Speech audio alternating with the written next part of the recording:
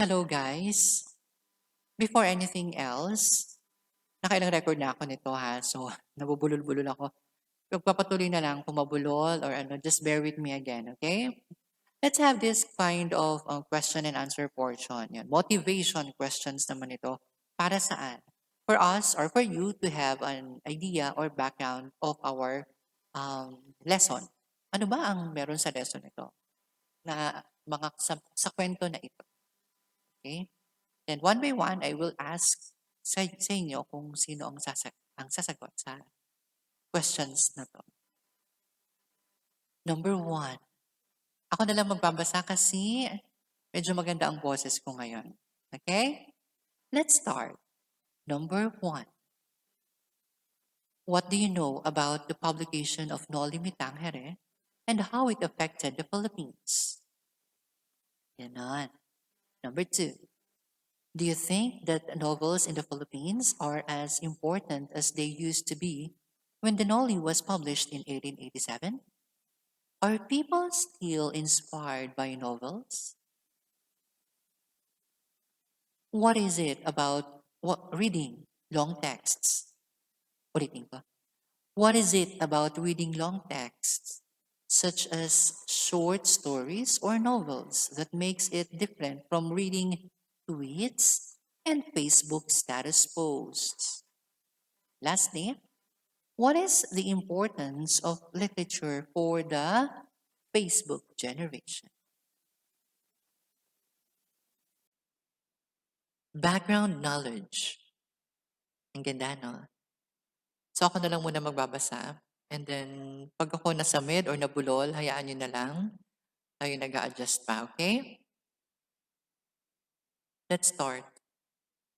When people write about Noli Me Tangere in the history books, they always mention how Andres Bonifacio was inspired to revolution and that it was the ideological fire that forged the Katipunan. However, it was not just Andres Bonifacio who was inspired by the novel, but countless other Filipinos who felt for the very first time that Jose Rizal was articulating what they felt about the Philippines.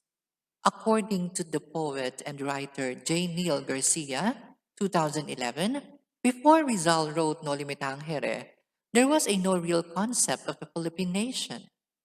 That the novel was a myth-making project, a means of imagining the special communal fantasy that was the nation. When Rizal wrote the Noli, the concept and dream of the Philippine nation was born. When you think about it, it is interesting that the seeds of the Philippine nationhood came from a novel. Although some people may say that literature is not important during those times, literature was important enough for people to imagine a nation, to be willing to fight for it.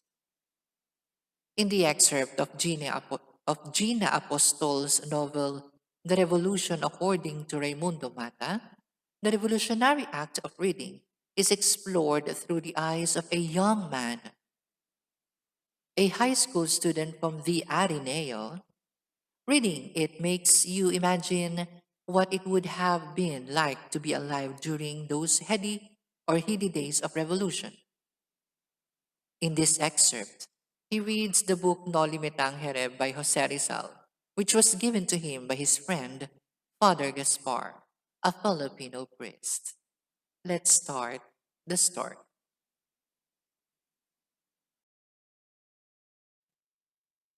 The Revolution According to Raymundo Mata, an excerpt by Gina Apostol, audio recorded by Mr. Vidal.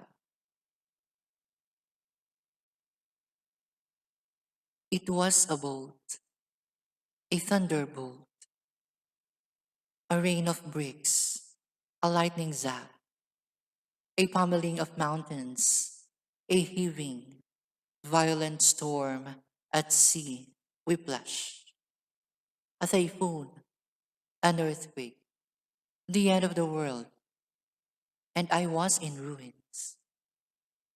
It struck me dumb.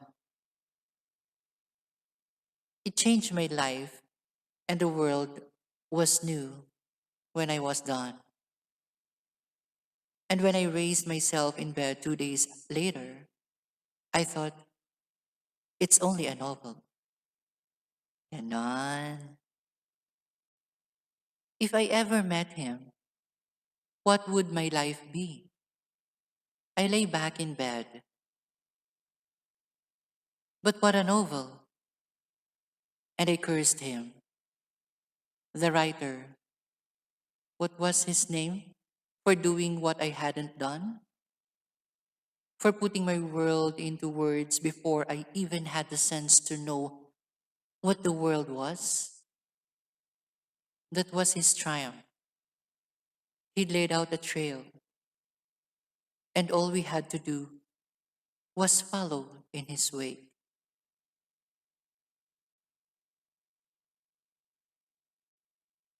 Even then, I already felt the bitter envy, the acid wretch of a later comer artist, the one who will always be under the influence by mere chronology, always slightly suspect, a borrower, never lender be.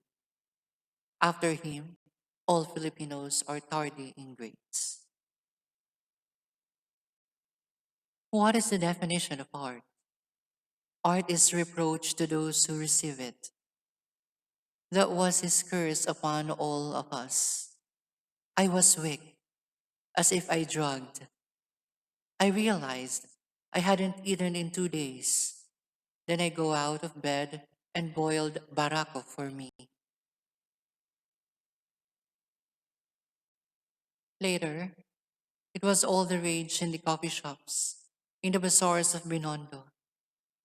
People did not even hide it, crowds of men, and not just students, not just boys, some women even, with their violent fans gesticulating in public, throwing up their hands, putting up peace in debate. Put your knuckles where your mouth is. We were loud, obstreperous, heedless. We were literary critics. We were cantankerous, rude and raving. And no matter on which side you were, with the crown or with the infidels, Spain or Spoliarium, all of us, each one, seemed revitalized by spleen, hatched from the wombs of long, venomous silence. And yes, suddenly, a world opened up to me. After the novel, to which before I had been blind,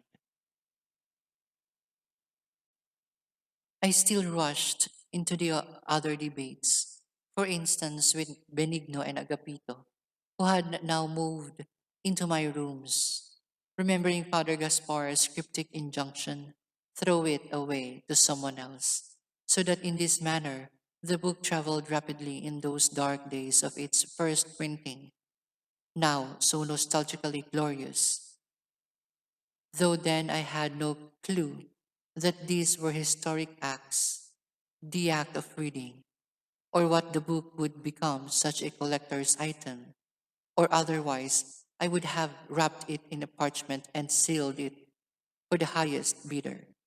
What the hell?